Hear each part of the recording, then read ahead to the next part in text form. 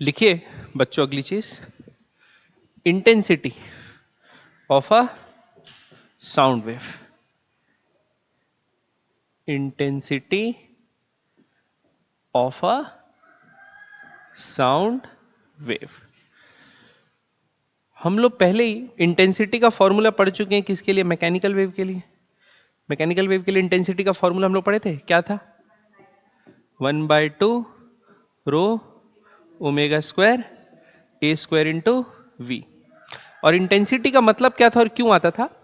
क्योंकि suppose string में है, तो स्ट्रिंग का एक पार्टिकल अपनी एनर्जी बाजू वाले को क्या करता था? कैरी करता था। तो एनर्जी फॉरवर्ड मूव करती थी, एनर्जी और मोमेंटम। तो हम लोग ये बोलते थे energy per unit time per unit cross section area कितना फॉरवर्ड हो रहा है, उसी को क्या बोलते थे? इंटेंसिटी।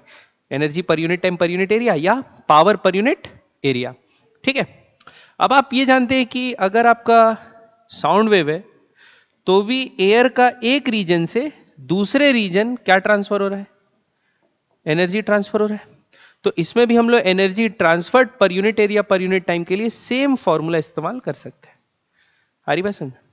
तो इंटेंसिटी ऑफ जो मैकेनिकल वेव था और इंटेंसिटी ऑफ साउंड वेव के लिए आप ये वाला फॉर्मूला इस्तेमाल कर सकते हैं। ठीक। इसको मॉडिफाई करके आप, क्योंकि प्रेशर इक्वेशन पढ़ते हैं साउंड वेव में, तो प्रेशर एम्पलीट्यूड के टर्म्स में भी लिख सकते हैं। जैसे देखो, हमको ये पता था ना कि प्रेशर एम्पलीट्यूड जो होता था वो होता था बी ए के, ये होता था। यहां से देखो प्रेशर एम्पलीट्यूड को मैं क्या लिख सकता हूं? बी ए, और के को क्या लिख सकता हूं? वी बराबर क्या होता है? ओमेगा बाई के होता है। तो यहां पर मैं के की जगह क्या लिख सकता हूं? Omega by v. तो यहां से ओमेगा की वैल्यू क्या आ जाएगी? Pressure amplitude into velocity by b a. Clear? अब ये जो ओमेगा की वैल्यू आई है, मैं उसको क्या करता हूं? यहां पर सब्स्टिट्यूट कर देता हूं। ठीक है। तो देखो सब्स्टिट्यूट करने से क्या आएगा? सब्स्टिट्यूट करने से आ जाएगा इंटेंसिटी बराबर half rho a square v. ये सब चीजें तो कांस्टेंट है। Half rho a square v. ये ओमेगा स्क्वायर की जगह क्या लिखूंगा? डेल्टा पी जीरो का स्क्वायर वी का square by b a, b square a square. Amplitude का स्क्वायर से एम्पलीट्यूड का स्क्वायर क्या होगा? कैंसिल हो जाएगा, वी नीचे आएगा ऊपर आएगा, नीचे आएगा। ठीक है। अब उसके बाद यह आ जाएगा आई बराबर half rho delta p zero का square v cube by b square, v cube by b square. Clear बात? समझ में आई? तो हम लोग ये टर्म का भी इस्तेमाल कर सकते हैं। तो इंटेंसिटी का अगर प्रेशर एम्पलीट्यूड के टर्म्स में यूज करना है तो ये वाला फॉर्मूला यूज कर लेना, और अगर आपको नॉर्मल डिस्प्लेसमेंट एम्पलीट्यूड के टर्म्स में यूज करना है तो ये वाला फॉर्मूला यूज कर लेना। क्लियर है? दोनों से सेम आंसर आएगा, कोई फर्क नहीं पड़ेगा। ठीक। अब एक और इंपॉर्टेंट बात। ठीक। साउंड की इंटेंसिटी से लाउडनेस का डायरेक्ट रिलेशनशिप रहता है। जैसे साउंड कैसा सुनाई दे रहा है, पतला या मोटा, वो पिच से डिनोट करता था। और पिच क्या थी? जितनी ज्यादा फ्रीक्वेंसी उतना ज्यादा पिच। वैसे ही साउंड कितना ज्यादा तेज लाउड या कितना ज्यादा कम है लाउडनेस है, उसको हम लोग पता लगा सकते हैं इंटेंसिटी से। ठीक है। तो लिखो लाउडनेस, लाउडनेस स्केल लिख लीजिए। ठीक। तो जैसे पिच फ्रीक्वेंसी से रिलेटेड है, लाउडनेस एम्पलीट्यूड से रिलेटेड है। तो लिखो loudness of a sound is related to its amplitude।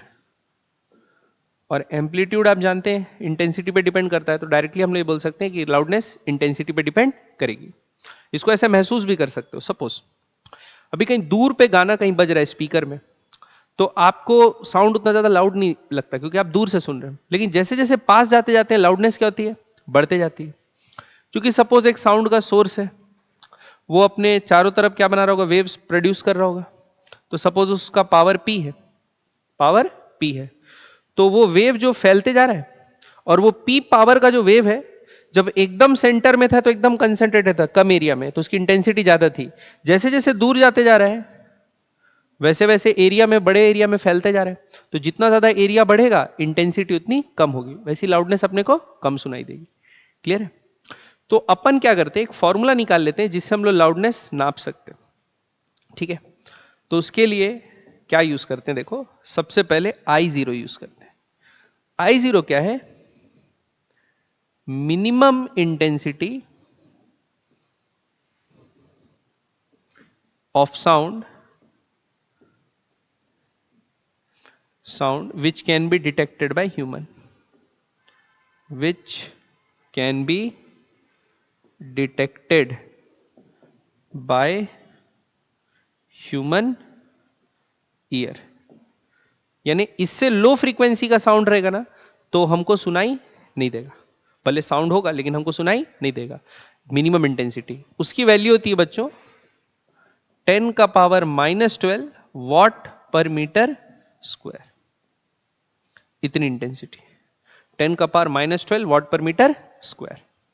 ठीक, तो हम लोग क्या करते हैं, इससे कंपेयर कर लेते हैं और एक स्केल बना लेते हैं, लॉगरिदमिक स्केल। कैसा? ऐसा लिखो, बीटा, यह है लाउडनेस, बीटा बराबर 10 log I बाय I0, है ना? तो ये यूनिट नहीं है, लाउडनेस का कोई यूनिट नहीं है, ये सिर्फ मेजर है कि relative to minimum intensity of sound जो गिवन इंटेंसिटी है वो लॉगरिदमिक स्केल में कितना ज्यादा है। तो हम लोग को जितना बड़ी वैल्यू आएगी, आई की वैल्यू जितनी बड़ी रहेगी ये टर्म उतना ही बड़ा आएगा, तो हमको समझ में आ जाएगा कि लाउडनेस का स्केल क्या है ना? तो ये लाउडनेस स्केल के लिए हम लोग ये फॉर्मूले का इस्तेमाल करते हैं, बीटा बराबर 10 log I by I0। For example लेते हैं, सपोज आपको 10⁻⁻2 वॉट पर मीटर स्क्वायर का साउंड रिसीव हो रहा है, कितनी इंटेंसिटी का? 10⁻⁻2। ये आपका फॉर्मूले से निकाल सकते हो, आई बराबर half row omega square a square वाले से, या जैसे भी आया इतना आया इंटेंसिटी, आपको साउंड का भी मेजर इस पॉइंट पे आपको मिल रहा है। ठीक है, किसी एक पॉइंट पे। अब आप क्या करोगे, लाउडनेस निकालने के लिए ऐसा लिखोगे, बीटा बराबर 10 log आई का वैल्यू कितना है 10⁻⁻2, I0 का वैल्यू याद रखना है कितना होता है 10⁻⁻12, ये -12 ऊपर जाएगा तो क्या होगा +12, 10⁻10, 10 बाहर आ जाएगा तो कितना आएगा बच्चों 100। इसका कोई यूनिट नहीं होता लेकिन हम लोग इसको गिनते हैं किसमें, डेसिबल्स में। क्या में बच्चों? डेसिबल्स में, डीबी, डी छोटा बी बड़ा, है ना? तो लाउडनेस कितनी हो गई है 100 डेसिबल। अगर साउंड की इंटेंसिटी इतनी आ रही है 10⁻⁻2 तो 100 डेसिबल, ये बड़ी वैल्यू है। 100 डेसिबल बोलने से अगर प्रोलॉन्ग्ड 100 डेसिबल के लिए एक्सपोज हो जाएगा आपका ईयर तो कान से खून आना चालू हो जाएगा। ठीक है, डेंजरस है। क्लियर है? पक्का?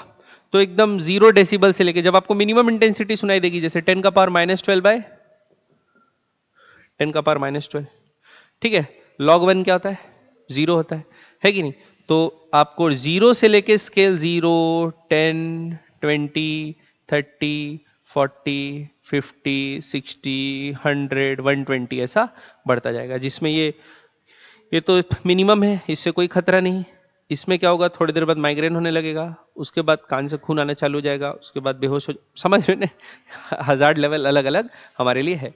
ठीक है, तो आपके बुक्स में दिया हुआ है, आप लोग को जो नोट्स दूंगा उसमें भी दिया रहेगा, तो एक बार ऐसे रफली पढ़ लेना कि एक क्वाइट रूम का कितना डेसिबल होता है ना? हॉल में अगर हम लोग सब घर वाले बैठे हैं तो कितना होता है, ठीक है? और ऐसे टाइप का बच्चे रोते हैं तो कितना होता है, एक रॉक कॉन्सर्ट का कितना होता है, एक सड़क में अगर ट्रैफिक में खड़े हैं तो उसका कितना होता है, एक बिजी सड़क का कितना होता है, कि हम पहाड़ों में घूमने गए तो वहां का कितना होगा, ऐसे टाइप का रसलिंग ऑफ लीफ का कितना होता है, ऐसे टाइप का अलग अलग डेसिबल लेवल्स। समझ गए फॉर्मूला? बीटा बराबर 10 log I बाय I0। आई क्या है, जो इंटेंसिटी हमको रिसीव हो रही है, इसको निकालने के लिए आपको क्वेश्चन में दे सकता है, वही half rho omega sound wave, या हम इतना दूर हैं ऐसा निकालो, पावर इतना है आउटपुट का, हम इतने दूर खड़े हैं, तो आपको पता है ना वो अगर लाइन सोर्स है तो इंटेंसिटी बराबर क्या होता है, पावर बाय 2πRL, और अगर पॉइंट सोर्स है तो इंटेंसिटी बराबर क्या होता है, पावर बाय 4πr²। तो वैसे भी निकाल के फिर इसमें डाल के लाउडनेस बताने बोलेगा। ठीक है, कि आप कितने दूर जाएंगे तो लाउडनेस इतने डेसिबल हो जाएगी, अभी इतने डेसिबल, ऐसे टाइप का भी आपको पूछ सकता है। ठीक है, समझ में आया फॉर्मूला? आगे बढ़े बच्चों। ठीक, तो ये था क्या? इंटेंसिटी। तो इंटेंसिटी वैसे ही है जैसे मैकेनिकल वेव का निकाले थे, बस ओमेगा को आप डेल्टा पी प्रेशर एम्पलीट्यूड के टर्म्स में लिख के सॉल्व कर सकते हो। तो दोनों फॉर्मूले यूज करो, जो आपको जो वेरिएबल दिया उसके हिसाब से सॉल्व कर लेना। ठीक है, नेक्स्ट पढ़े। अब देखो, जैसे कि हम लोग पढ़े थे क्या, स्टैंडिंग वेव्स, किसमें? Mechanical wave, standing mechanical waves पढ़ते, वेव ऑन अ स्ट्रिंग, कि जब एक ट्रैवलिंग वेव स्ट्रिंग में जा रहा है और उसी से रिफ्लेक्ट होकर एक वेव वापस आ रहा है, तो जब ट्रैवलिंग वेव और रिफ्लेक्टेड वेव लगातार सुपर इंपोज होते हैं एक दूसरे के ऊपर, तो वेव्स कैसे बनते हैं? Standing wave. ट्रैवलिंग के जैसा इक्वेशन नहीं बनता, ऐसा बनता था 2a sin kx cos omega T, इस टाइप का फंक्शन बनता था, है ना। तो वैसे ही स्टैंडिंग वेव हम किस में बना सकते हैं? साउंड वेव्स में भी बना सकते हैं, ऑर्गन पाइप्स में। ठीक है, तो लिखिए standing wave, standing waves, standing sound waves. ठीक, तो पूरा डिटेल में तो नहीं लिखाऊंगा क्योंकि अपन तो वेव्स में तो डिटेल में पढ़ी है। हाँ, फर्स्ट हार्मोनिक, सेकंड हार्मोनिक, ये सब अच्छे से पढ़ेंगे, लेकिन ये इक्वेशन कैसा रहेगा जनरल अपने को पता है। डिस्प्लेसमेंट इक्वेशन ऐसा रहेगा बच्चों, एस बराबर 2s0 sine kx cos omega T. ठीक, क्या रहेगा ऐसा, sign k x cos omega t, या फिर sine omega t cos k x, sine omega t sine k x, cos omega t cos k, कुछ भी रह सकता है, बट डिपेंड करता है कि इंसिडेंट और रिफ्लेक्टेड वेव कैसी टाइप की है। ठीक है, दूसरा, इसमें हम लोग प्रेशर इक्वेशन भी लिख सकते हैं, प्रेशर वाला, वो क्या रहेगा, 2 delta p zero sine k x cos omega T. आ रही बात समझ में? तो ये इक्वेशन हो जाएगा किसका? स्टैंडिंग वेव का, है ना। तो जहां पर भाई x, suppose x equal to 0 पे, ये तो साइन 0 ही रहेगा, आप कोई भी टाइम पे ले लो, ये s का वैल्यू क्या आएगा? 0, तो वो नोड हो जाएगा। ठीक, और जहां पर मैक्सिमम होगा वहां एंटी नोड हो जाएगा। और एक बात, इससे ये इक्वेशन जब लाते थे तो इन दोनों में क्या रहता था? पाई बाय 2 का डिफरेंस रहता था, जहां नोड है वहां एंटी नोड, जहां एंटी नोड है वहां नोड। तो यहां पर जहां जहां आप लोगों को डिस्प्लेसमेंट एम्पलीट्यूड दिखेगा, यानी डिस्प्लेसमेंट का एंटी नोड दिखेगा, वहां वहां प्रेशर का नोड दिखेगा। जहां जहां प्रेशर का आपको एंटी नोड दिखेगा, वहां वहां डिस्प्लेसमेंट का नोड दिखेगा। क्लियर है बात? ये बात याद रखना। ठीक है, तो ये इक्वेशन रहेगा। इसके आगे बढ़ते हैं, इससे तो सवाल बनाएंगे अपन स्टैंडिंग वे में, इसमें बनाएंगे आगे। चलो अब, ठीक है, तो लिखो ऑर्गन पाइप्स, है ना, ऐसे लिख लो, modes of vibration in organ pipes. उसमें दो टाइप के स्ट्रिंग थे जिसमें मोड्स ऑफ वाइब्रेशन देख रहे थे, एक था बोथ एंड फिक्स, एक था एक एंड ओपन। तो ऑर्गन पाइप भी बच्चों आपके दो तरीके के होंगे। एक ऑर्गन पाइप होगा ऐसा, बोथ एंड ओपन। क्या होगा? Both and open. दूसरा, वन एंड ओपन, दूसरा एंड क्लोज। दोनों एंड क्लोज वाला नहीं होगा, है ना, दोनों एंड ओपन होगा या तो एक एंड ओपन होगा। ठीक है, तो ये दो टाइप के ऑर्गन पाइप्स रहेंगे। इसमें हम लोग को क्या बनाना है? इक्वेशन बनाना है। अब एक और चीज गौर कर लो इसमें, है ना, ध्यान से देखो। सपोज यहां पर ऑसिलेट कौन करेगा? एयर का लेयर, एयर के मॉलिक्यूल्स का लेयर ना। एक लेयर यहां इमेजिन करो, करे। अगर ये नीचे जाना चाहती है तो इसको कोई रोकेगा? ये ऊपर जाना चाहती है तो इसको कोई रोकेगा? तो ये फ्री टू मूव है ना, क्योंकि कोई बांध के रखा ही नहीं है इसको, वही यानी रोकने वाला है ही नहीं। हाँ, एटमॉस्फेयर के मॉलिक्यूल्स हैं बस नीचे ऊपर, लेकिन रिजिडली फिक्स नहीं है ना। तो ऐसा तो नहीं है ये लोग नीचे जा नहीं सकते, लेकिन यहां पर अगर मॉलिक्यूल हुए तो और नीचे जा सकते हैं। एयर के मॉलिक्यूल ना इनको ऊपर जाने देंगे, ना ये जो फिक्स रिजिड एंड हो गया ना इनको नीचे जाने देगा, तो ये मूव ही नहीं कर सकते। ठीक, तो ये डिस्प्लेसमेंट अपना फुल फ्लेज कर सकते हैं। ये अपना डिस्प्लेसमेंट क्या कर सकते हैं बच्चों? फुल फ्लेज डिस्प्लेसमेंट कर सकते हैं। तो मैं क्या मानूंगा, ये डिस्प्लेसमेंट के हिसाब से क्या हो गया? Anti node. तो ये ऊपर वाला सरफेस भी क्या होगा? एंटी नोड होगा कि नहीं होगा भाई? ऊपर भी तो खुला है। नीचे वाला क्या हो गया? ये डिस्प्लेसमेंट के हिसाब से भाई, ये मॉलिक्यूल्स एयर के तो कहीं मूव ही नहीं कर सकते, तो डिस्प्लेसमेंट के हिसाब से क्या हो गया? नोड। और ये क्योंकि ये वाले तो घूम सकते हैं। किसमें बेटा? हाँ, ये नीचे नहीं जा सकता, मूव नहीं कर सकता। हाँ वही, इसलिए नोड, डिस्प्लेसमेंट नहीं कर सकता। ठीक, ये समझ में? अब सेम चीज अगर मैं प्रेशर के हिसाब से लिखूं तो हमको पता है रिवर्स होता है। देख भी लेते हैं क्यों होता है। जहां एयर के मॉलिक्यूल्स फ्री टू मूव है, तो जब इनको कंप्रेस करना चाहूंगा दूर चले जाएंगे, जब इनको दूर करना चाहूंगा तो पास आ जाएंगे। तो बेसिकली प्रेशर यहां कभी चेंज ही नहीं होगा ना, प्रेशर यहां चेंज नहीं होगा। तो प्रेशर जहां चेंज नहीं होता वो क्या होता है? तो प्रेशर का नोड होगा। डिस्प्लेसमेंट का क्या है? Anti node. डिस्प्लेसमेंट का क्या है बच्चे? Anti node. लेकिन प्रेशर का क्या है? नोड। वैसे ऊपर वाला भी डिस्प्लेसमेंट का क्या था? Anti node. तो प्रेशर का क्या होगा? नोड। क्योंकि प्रेशर एटमॉस्फेरिक, भाई ओपन, जहां ओपन एंड रहता है वहां एटमॉस्फेरिक प्रेशर रहता है कि नहीं रहता है? तो पता है अपन ट्यूब में जहां ओपन एंड है वहां एटमॉस्फेरिक प्रेशर, लिक्विड में भी पढ़े तो। अब यहां पर देखो, ये ऊपर एंड डिस्प्लेसमेंट का क्या है? Anti node. तो प्रेशर का क्या हो जाएगा? नोड, क्योंकि यहां प्रेशर एटमॉस्फेरिक रहेगा, ओपन एंड है भाई। यहां पर लेकिन प्रेशर क्या होगा? जब इसको सब लोग आके कंप्रेस कर देंगे तो प्रेशर एकदम हाई हो जाएगा, और जब सब इससे दूर चले जाएंगे तो प्रेशर एकदम लो हो जाएगा। तो ये प्रेशर का क्या है बच्चों? Anti node. ये बात समझ में आई कि नहीं? पक्का? क्यों ऐसा हो रहा है ना? जो एंड फ्री टू मूव है वहां प्रेशर कभी चेंज नहीं होगा, तो प्रेशर के क्या हो गए ये लोग? तो आपको ना ऐसा डायग्राम बना के देता है ना, उसमें वेव्स बने रहते हैं। तो वो प्रेशर का पूछा है, क्योंकि फ्रीक्वेंसी सेम आएगी, चाहे प्रेशर के हिसाब से निकालोगे डिस्प्लेसमेंट के हिसाब से निकालोगे, फ्रीक्वेंसी सेम आएगी, fundamental, first harmonic, second harmonic सब। लेकिन प्रेशर का डायग्राम अलग बनेगा, जहां नोड है वहां एंटी नोड, और डिस्प्लेसमेंट का डायग्राम अलग बनेगा। इसलिए ध्यान दे देना, प्रेशर का बोला है ग्राफ की डिस्प्लेसमेंट का। उसमें तो खाली डिस्प्लेसमेंट का ही था, किसमें? वेव वन स्ट्रिंग में। इसमें लेकिन ऐसा सोचना पड़ेगा। आगे बढ़े? चलो, तो पहले कौन सा ऑर्गन पाइप पढ़ना चाहोगे बताओ? चलिए, तो पहले पढ़ते हैं बोथ एंड ओपन। पहले पढ़ते हैं बच्चों बोथ एंड ओपन।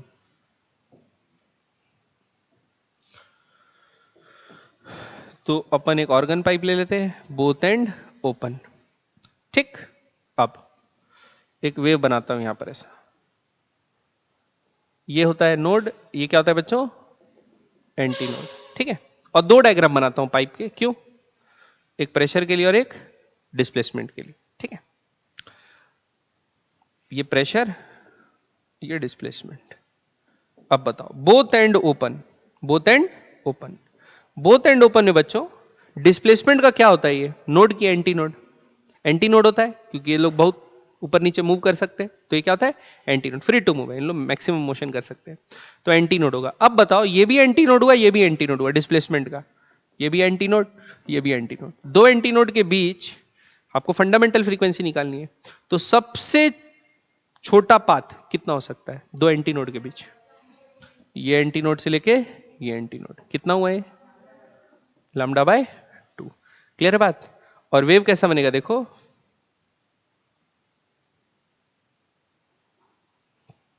ये समझ में आया?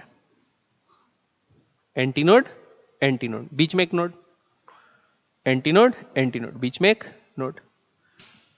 क्लियर है? नहीं समझ में आ रहा है? पक्का? तो सपोज करो ऑर्गन पाइप की लेंथ है L। ऑर्गन पाइप की लेंथ क्या है? L। ठीक, तो मैं क्या लिख सकता हूं बच्चों? F फ्रीक्वेंसी फंडामेंटल, तो F1 लिखते हैं, बराबर क्या होगा? V by 2L। फिर से बताना पड़ेगा क्या क्यों आया? L बराबर क्या होगा? Lambda by 2। तो लैम्डा को क्या लिख सकते हैं बच्चों? V बाय F लिख सकते हैं, V बाय F। नीचे 2 है, बराबर L आया, तो F ऊपर गया, F बराबर V बाय 2L। ठीक है, V वेलोसिटी है। क्या ये वेलोसिटी T बाय म्यू है? नहीं ना, ये वेलोसिटी T बाय म्यू नहीं है, ये वेलोसिटी वेलोसिटी ऑफ साउंड है। Velocity of sound in air दिया है तो v वो वैल्यू डायरेक्ट इस्तेमाल कर लेंगे जो कांस्टेंट रहती है 330 या जो भी दे दिया है, और नहीं दिया है तो b बाय रो या gamma R T by M, जो भी चीज दिया है फॉर्मूला अपन इस्तेमाल कर सकते। ये समझ में आया? पक्का? तो ये हो गई फंडामेंटल। अब प्रेशर में देख लेते हैं कैसे दिखेगी। जहां एंटी नोड होता है वहां क्या होता है? नोड, क्योंकि यहां एटमॉस्फेरिक प्रेशर होगा, यहां भी एटमॉस्फेरिक प्रेशर होगा, तो ये नोड हो गया। तो ये ऐसा बन जाएगा बच्चों, ऐसा बन जाएगा। ठीक, तो दो नोड के बीच की मिनिमम दूरी भी कितनी होती है? लैम्डा बाय 2 ही होती है। लेकिन वेव कैसा बन रहा है आप देख रहे हो ना, इस शेप का बन रहा है। पहले ऐसा बन रहा था ना, एंटी नोड से एंटी नोड, एंटी नोड से एंटी नोड। अब क्या बन रहा है? नोड से नोड। लेकिन रहेगा क्या?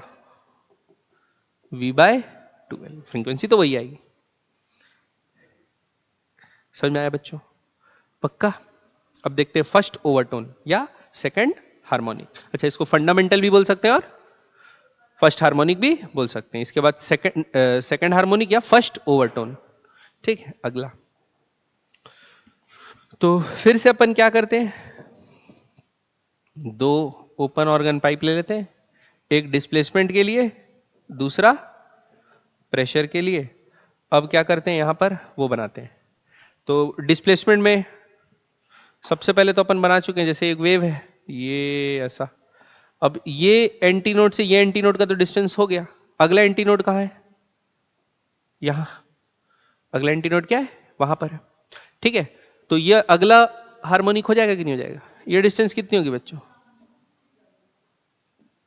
लैम्डा। कितनी हो जाएगी? लैम्डा। पक्का? भाई यहां से यहां लैम्डा बाय 2, यहां से यहां लैम्डा बाय 2, तो कितनी हो गई? लैम्डा। तो F बराबर क्या आएगा? V बाय एल आ जाएगा डायरेक्ट। तो हम लोग इसको 2 मल्टीप्लाई कर देते हैं ना, ताकि एक पैटर्न बन सके। 2V bye 2L। ये क्या हो गई बच्चों? Second harmonic. फिर से बताना पड़ेगा क्या? L बराबर क्या लिखेंगे? लैम्डा।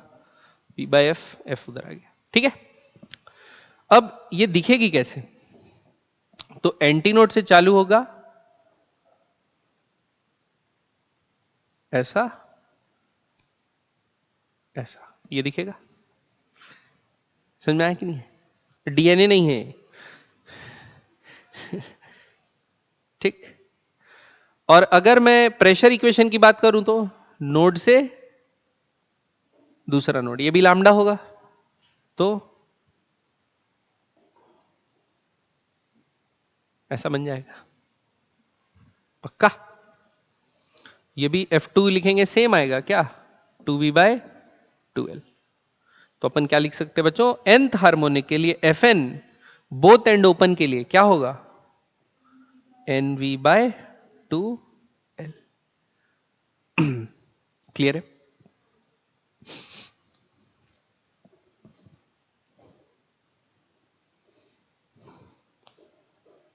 ठीक, बढ़े आगे। नेक्स्ट, अब सेकंड पार्ट लेते हैं क्या? One and open. तो जैसे बोथ एंड फिक्स का था ना रिंग स्ट्रिंग का, वैसे ही फ्रीक्वेंसी बोथ एंड ओपन वाले के लिए इसमें होती है। ठीक है, अब इसमें एक एंड ओपन, तो ऐसा करके अपन क्या बना लेते हैं, एक ऑर्गन पाइप बना लेते हैं। ठीक है, ये बन गया ऑर्गन पाइप। अब ऑर्गन पाइप बन गया और यहां पर वेव बना लेते हैं। अब ये लिख लेते हैं डिस्प्लेसमेंट, और ये क्या लिख लेते हैं? प्रेशर। अब बताओ डिस्प्लेसमेंट का ये क्या है? नोड है, क्योंकि ये तो मूव ही नहीं कर सकता, तो ये क्या हो गया? नोड। और ये एंटी नोड। प्रेशर का उल्टा है, ये क्या हो जाएगा? एंटी नोड, और ये क्या हो जाएगा? नोड। है ना? तो बस उल्टा बनेगा और कुछ नहीं। अब एक नोड और एक एंटी नोड के बीच में मिनिमम जो सबसे फंडामेंटल लेंथ आएगी वो क्या आएगी? एक नोड और एक एंटी नोड के बीच में लैम्डा बाय 4 आती है ना? तो एंटी नोड से नोड, ये ऐसा बन जाएगा। एंटी नोड से नोड, ये ऐसा बन जाएगा। ये उल्टा बन जाएगा, नोड से एंटी नोड। ठीक, तो F बराबर क्या आएगा बच्चों? V by 4L। L बराबर लैम्डा बाय 4 से इक्वेट करेंगे, क्या आ जाएगा? V by 4L। तो फंडामेंटल फ्रीक्वेंसी ये हो गई। ठीक है, अब अगला, फिर एंटी नोड से अगला नोड, एंटी नोड से ये आया, फिर ये अगला ये बनेगा, अगला क्या बनेगा, ये है ना। तो उसके लिए कितना हो जाएगा F2 3V/4L, F3 कितना हो जाएगा 5V/4L। तो ये हो गया first harmonic, second harmonic, third harmonic, या fundamental, first overtone, second overtone, third overtone etcetera, odd multiples of V/4L। तो Fn क्या लिख सकते हैं 2n+1 2n-1 V/4L। ठीक है, और डायग्राम तो बना लोगे ना, बनाने की जरूरत नहीं ना, एक एक लूप लूप जोड़ते जाना जितना है। ठीक, तो जैसे एक एंड क्लोज रहता है तो वो काम करता है एक एंड ओपन वाले स्ट्रिंग के जैसा, और बोथ एंड ओपन रहता है तो वो काम करता है बोथ एंड फिक्स्ड वाले के जैसा, बाकी फ्रीक्वेंसीज वैसे ही। ओके, ठीक। सपोज बच्चों आपने यहां पर एक स्टैंडिंग वेव बनाया, सपोज स्टैंडिंग वेव बनाया, साउंड में या जिसमें भी स्टैंडिंग में बनाया, तो क्या होगा धीरे से समय के साथ क्या होगा कि डैम्पिंग के कारण इनकी एनर्जी क्या होगी, कम होगी, और ये जो स्टैंडिंग में बने हैं वो धीरे धीरे उनका एम्पलीट्यूड कम होगा, कम होगा, कम होगा, और वो क्या हो जाएंगे, फ्लैट।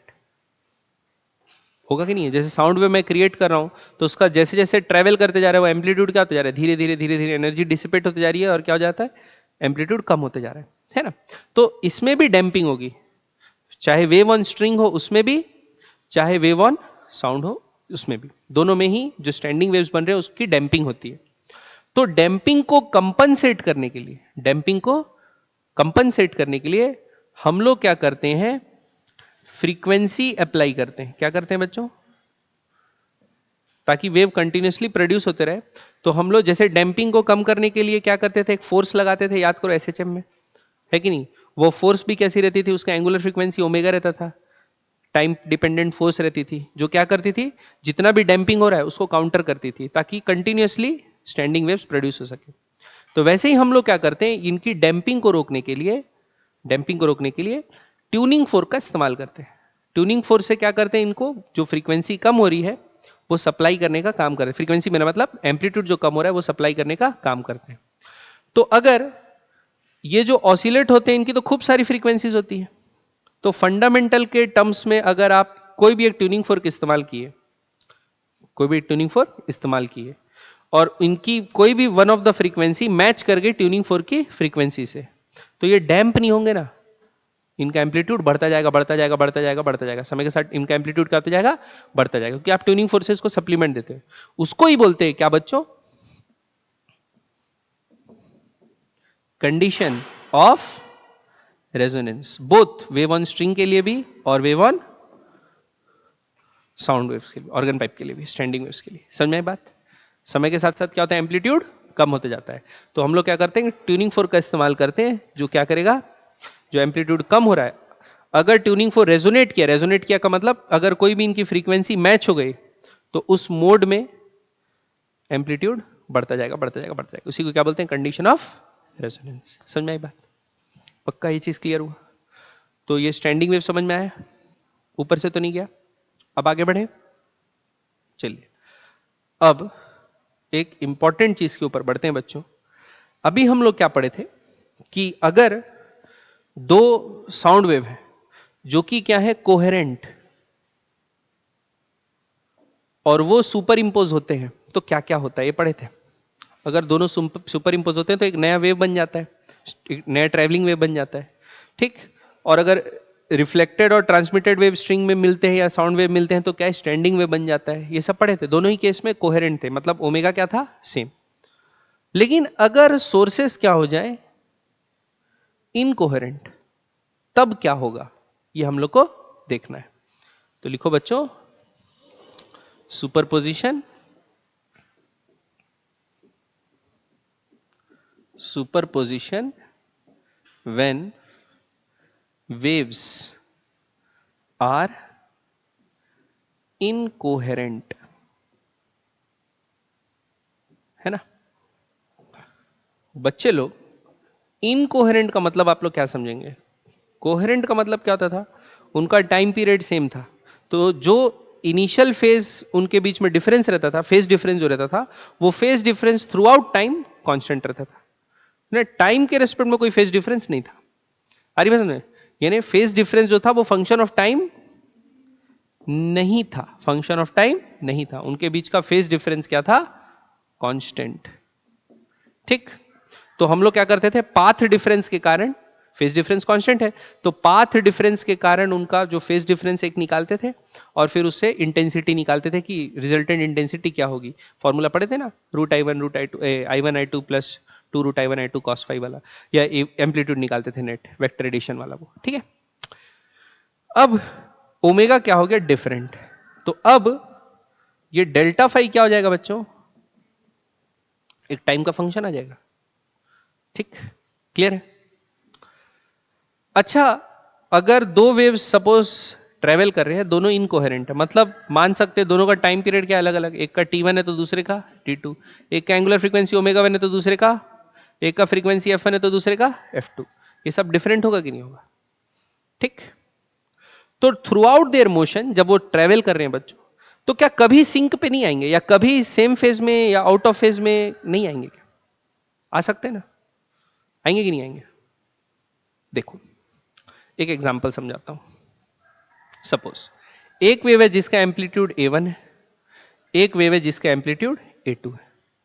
ठीक, मैं बोलूंगा इन फेज कब है? दोनों इन फेज का मैं बोलूंगा जब दोनों का पॉजिटिव वाला एम्पलीट्यूड क्या आ जाए, एक साथ आ जाए, तो मैं बोलूंगा इनका कंस्ट्रक्टिव इंटरफेरेंस हो रहा है। क्या हो रहा है इनका? Constructive interference. ठीक है, उस टी टाइम पे दोनों का एम्पलीट्यूड क्या पे आ गया? 7 पे आ गया। ठीक, और डिस्ट्रक्टिव इंटरफेरेंस कब होगा? जब एक का A1 आए दूसरे का माइनस, यानी एक का पीक आया और दूसरे का ट्रफ वैल्यू आ रही बात समझ में? तो A1 माइनस A2, तो जब A1 प्लस A2 होगा तो आपको साउंड की इंटेंसिटी क्या सुनाई देगी? मैक्सिमम। और जब A1 माइनस A2 होगा तो साउंड की इंटेंसिटी क्या सुनाई देगी? मिनिमम। ठीक, अब ये जो मैक्सिमम साउंड आया उसके बाद एक मिनिमम साउंड आया, फिर कुछ समय बाद फिर किसी एक टी टाइम पे सपोज इन फेज आए थे, फिर कुछ समय बाद रिपीट होगा ना ये चीज, कुछ समय बाद फिर एक फेज आएंगे, फिर से मैक्सिमम साउंड सुनाई देगा, फिर मिनिमम, फिर कुछ समय बाद मैक्सिमम, फिर मिनिमम। तो ऐसा आप लोग को हाई फ्रीक्वेंसी लो, यानी हाई एम्पलीट्यूड, यानी हाई लाउडनेस लो लाउडनेस, हाई लाउडनेस लो लाउडनेस, हाई लाउडनेस लो लाउडनेस साउंड सुनाई देगा कि नहीं देगा? तो आपको वही उसी चीज को आप क्या बोलोगे? बीट्स। क्या बोलोगे? बीट्स। क्या बोलते हैं उन्हीं को? बीट्स। ठीक, क्लियर है? तो बीट्स कब कब सुनाई देगी, कितने देर बाद सुनाई देगी? बीट्स हम लोग को कितने देर देर बाद सुनाई देगी, ये हम लोग कैसा पता लगाएंगे? उसके लिए हम लोग को निकालनी पड़ेगी बच्चों क्या? Beat frequency. अब देखते हैं वो हम लोग कैसे निकालेंगे। ये बात समझ में आएगी नहीं? जब उन लोग सिंक हो जाएंगे और दोनों के बीच कंस्ट्रक्टिव इंटरफेरेंस होगा, जिस टी टाइम पे सेम फेज में आ गए उन लोग, कंस्ट्रक्टिव इंटरफेरेंस हुआ तो A1 प्लस A2, यानी उस समय साउंड की लाउडनेस ज्यादा सुनाई देगी। और जब दोनों के बीच डिस्ट्रक्टिव इंटरफेरेंस होगा, जब लैम्डा बाई 2 यानी आउट ऑफ फेज मिलेंगे पाई बाई 2 से, तो एक का पीक और दूसरे का ट्रफ, तो क्या होगा? A1 माइनस A2, तब हमको मिनिमम सुनाई देगा।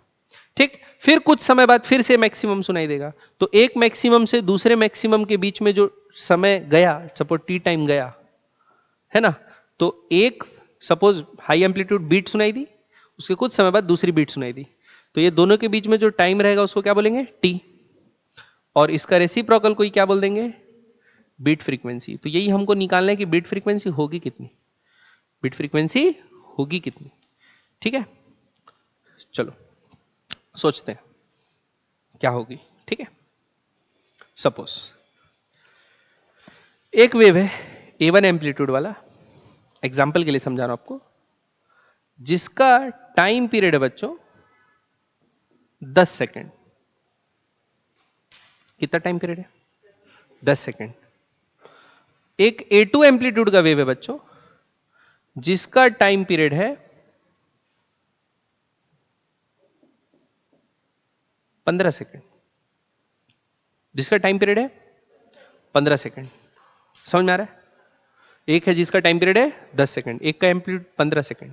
ठीक, तो दोनों t इक्वल टू 0 पे सपोज मैच किए, मतलब हमको a1 प्लस a2 सुनाई दिया। ठीक, a1 प्लस a2 सुनाई दिया। तो अभी दोनों का एम्पलीट्यूड पहुंचा थे, दोनों वेव जो ट्रेवल करे थे, पहले वाले का भी इस पे एम्पलीट्यूड था और दूसरे वाले का भी अलग टाइम पीरियड है लेकिन उसका भी एम्पलीट्यूड था, दोनों का एम्पलीट्यूड पहुंचा था t इक्वल टू 0 पे, यानी इसका भी एम्पलीट्यूड था और इसका भी एम्पलीट्यूड था, दोनों का एम्पलीट्यूड पहुंचा, तो कंस्ट्रक्टिव इंटरफेरेंस हुआ। ठीक, t इक्वल टू 0 पे।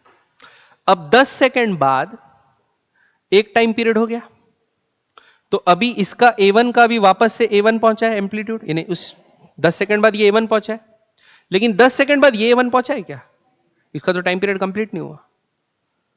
फिर 20 सेकेंड हुए, 20 सेकेंड बाद ये फिर से a1 में पहुंचा, 20 सेकेंड बाद ये फिर से a1 पे पहुंचा, मतलब इसका एक साइकिल दूसरा साइकिल। इसका भी 20 सेकेंड पे क्या हुआ होगा? एक साइकिल हुआ है और उसके बाद 5 सेकेंड और हुए हैं, अभी भी नहीं पहुंचा इसका एम्पलीट्यूड। इसका तीसरा साइकिल हुआ, फिर एम्पलीट्यूड पहुंचा a1, कितने सेकेंड में? 30 सेकेंड में। अब ये 15 15, इसका भी क्या पहुंचा? a2। तो पहला बीट आपको कब सुनाई दिया? t इक्वल टू 0 पे, t इक्वल टू 0 पे, और फिर 30 सेकेंड्स पे, और फिर कितने पे बच्चों? 30 सेकेंड्स पे। आ रही बात समझ? 30 सेकेंड से वापस इनका एम्पलीट्यूड क्या किया? मैच किया। तो आप ये बोल सकते हो कि नहीं बोल सकते हो, इसके कितने साइकिल हुए? n cycles. इसके कितने हुए? n cycles. इसके n-1 साइकिल। मैच किए कि नहीं किए? इसके n साइकिल्स और इसके n-1 साइकिल, तब जाके क्या किए? मैच किए। हरी बात समझे? तब हम लोग को क्या सुनाई दे रहा है? बीट सुनाई दे रहा है। हरी बात समझ में? तो बच्चों ये बीट सुनाई दिया, पक्का? तो लिखो beat frequency, beat frequency, beat frequency क्या होगी कि एक सेकंड में कितने बार वो बीट सुनाई दे रहे हैं, is given by, beat frequency is given by, देखो जब स्पेस में दोनों अपन वो निकालते थे ना, डेल्टा फाई कैसे निकालते थे? एन लामडा, एन लामडा होता तो कंस्ट्रक्टिव, 2n-1 लैम्डा बाई 2 होता था तो डिस्ट्रक्टिव। तो वो क्योंकि हमेशा फेज डिफरेंस उनके बीच में कांस्टेंट रहता था, जो वेव्स रहते थे, और उनका ओमेगा क्या रहता था? सेम। ओमेगा क्या रहता था? सेम। तो हम लोग देखते थे कि फेज डिफरेंस इन स्पेस। अभी लेकिन फेज डिफरेंस इन टाइम कब कब सेम आ रहा है ये देखना है। तो सिमिलरली अपन क्या करेंगे, beat frequency is given by, लिखो f बराबर f1 माइनस f2 का मॉड। ठीक, ये f1 क्या होगी? फ्रीक्वेंसी ऑफ फर्स्ट वेव, और f2 क्या होगी बच्चों? Frequency of second wave. तो आपको अगर पहले वाले का जो आपका एम्पलीट्यूड कितने सेकंड्स में रिपीट हो रहा है आपको पता है, यानी एक सेकंड में कितने बार उसका एम्पलीट्यूड आ रहा है, एक सेकंड में इसका कितने बार एम्पलीट्यूड आ रहा है, दोनों को माइनस कर लोगे तो दोनों का जो a1 प्लस a2 और a1 माइनस a2, ये कितने बार आ रहा है, a1 प्लस a2 से a1 माइनस a2 फिर a1 प्लस a2, ये कितने बार रिपीट हो रहा है एक सेकंड में, आपको ऐसे पता चलेगा f1 माइनस f2। समझ में आया कि नहीं आया? इसी को क्या बोलते हैं बच्चों? Beat frequency. क्लियर है? बढ़ू आगे? तो देखो एक एग्जाम्पल लिखते हैं। क्या लिखते हैं बच्चों? एग्जाम्पल। एग्जाम्पल से पहले आप लोग दो पॉइंट ये नोट कर लेना बच्चों। If a tuning fork is filed, field लिख दिया हूं मैं, इज फाइल्ड। फाइलिंग का मतलब समझते हो? घिसना है ना। ट्यूनिंग फोर्क को घिस दियो, उसके जो आर्म से उनको घिस दियो। If A tuning fork is filed, frequency increases. Frequency क्या होगी? इंक्रीज होगी। दूसरा, if a tuning fork is vaxxed, यानी उनमें वैक्स अप्लाई कर दे रहे हैं, भारी कर दे रहे हैं, तो फ्रीक्वेंसी डिक्रीजेस। याद रहेगा? फ्रीक्वेंसी कब इंक्रीज हो रही है और फ्रीक्वेंसी कब डिक्रीज हो रही है। तो अगर हम लोग क्या करेंगे बच्चों, फाइलिंग कर देंगे तो फ्रीक्वेंसी बढ़ जाती है और वैक्सिंग कर देंगे तो फ्रीक्वेंसी कम हो जाती है। ठीक है, अब देखो बीट्स का सवाल कैसा आएगा। तो देखो बच्चों बीट्स का सवाल एग्जांपल है ना, तो two tuning fork produce beat frequency of 6 hertz.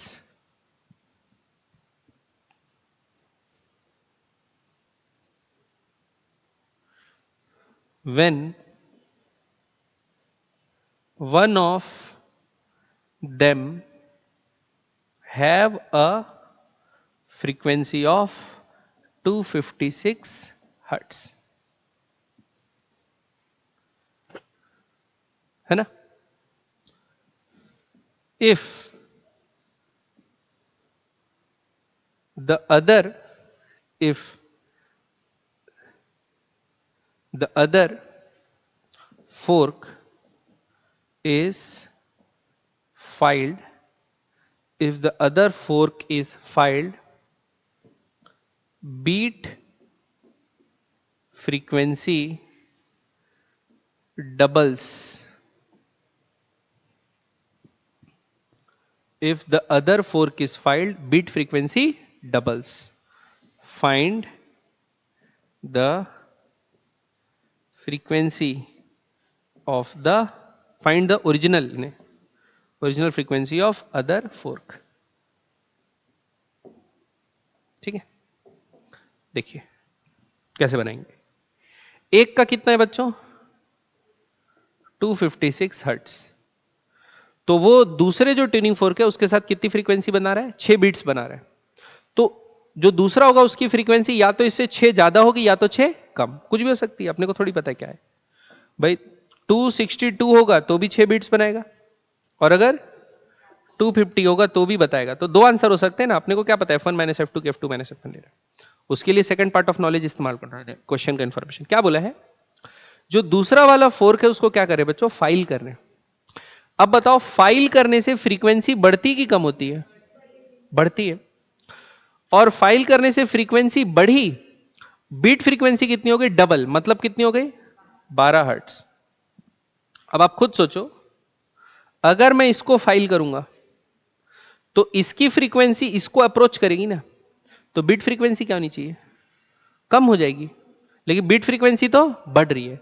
तो ये पहले से ज्यादा था और इसको फाइल करने पे क्या हो गया और ज्यादा। आ रही बात समझ में। तो इसकी ओरिजिनल फ्रीक्वेंसी कितनी होगी 262 और फाइल करने के बाद 268। समझ में आई बात, तब तो डिफरेंस 12 का आ रहा है, क्योंकि अभी इसको फाइल करूंगा तो ये ऐसी क्वेश्चन में लिखा था कि 6 है और फाइल करने के बाद हो गई 4 हर्ट्ज। फाइल करने के बाद कितनी हो गई डबल नहीं बोला है, कितनी हो गई 4 हर्ट्ज। तो पहले बीट फ्रीक्वेंसी 6 थी, अब फाइल किए तो फाइल करेंगे तो फ्रीक्वेंसी बढ़ेगी। तो अगर ये 262 से और बढ़ गई तो ये तो दोनों के बीच का डिफरेंस बढ़ता जाएगा। तो फाइल किए मतलब बीट फ्रीक्वेंसी कम हुई, मतलब पहले कम थी, इसको फाइल किए तो इसकी फ्रीक्वेंसी 252 हो गई। अब बीट फ्रीक्वेंसी कितनी आ रही 4 की, है ना। तो क्योंकि बीट फ्रीक्वेंसी दे दिया है तो जो पहला वाला दिया है जिसके साथ बीट बना रहा है भाई उससे ज्यादा भी हो सकता है कम भी हो सकता है, जितना बीट फ्रीक्वेंसी दिया उतना ज्यादा उतना कम भी, लेकिन ज्यादा है कि कम वो पता लगाने के लिए सेकंड पार्ट ऑफ नॉलेज को इस्तेमाल करें। समझ में आई पक्का बच्चों। तो बीट से ऐसे टाइप के क्वेश्चन आएंगे आपको ट्यूनिंग फोर्क वाले, है ना। अब क्वेश्चन का सेट बनाएंगे अपन तो और देखेंगे, अभी वेव्स और इसका क्वेश्चन तो बचा है ना खूब सारा बनाना बचा है। ये समझ में आएगी नहीं है क्लियर। चलिए तो देखो साउंड वेव में अब हम लोग पढ़ ली हैं लगभग सारी चीजें, कुछ बची नहीं, ठीक। बस लास्ट चीज बच गया बच्चों ये ऑसिलेशन और वेव्स का, जो कि क्या है डॉपलर इफेक्ट। ये लास्ट चीज बचा हुआ है डॉपलर इफेक्ट, है ना। और सवाल बचे तो डॉपलर इफेक्ट अब हम लोग कल से पढ़ना चालू करेंगे। कल एक क्लास, कल तो मॉर्निंग वाली क्लास है मेरी लंबी वाली क्लास, तो कल पूरा डॉपलर इफेक्ट अपन कर देंगे खत्म, फिर सबके सवाल बनाना चालू कर देंगे। ओके यहां तक क्लियर है। साउंड वेव में और इससे ज्यादा शायद और कुछ नहीं है, लेकिन सवाल बचे अभी सवाल बनाएंगे, अभी चिंता मत करना, अभी सवाल बनाएंगे, ठीक है क्लियर।